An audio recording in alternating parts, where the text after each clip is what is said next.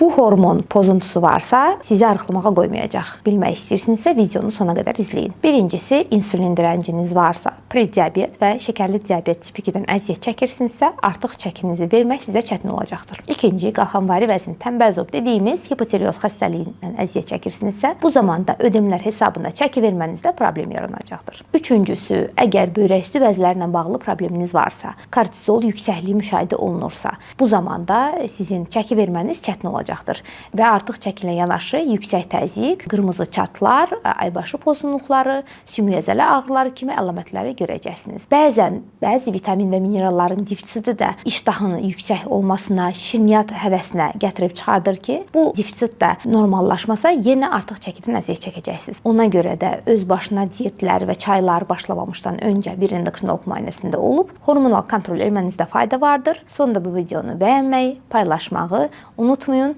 Şikayətlərinizi sizə şərhlər bölməsinə yazın. Özünüzə yaxşı baxın.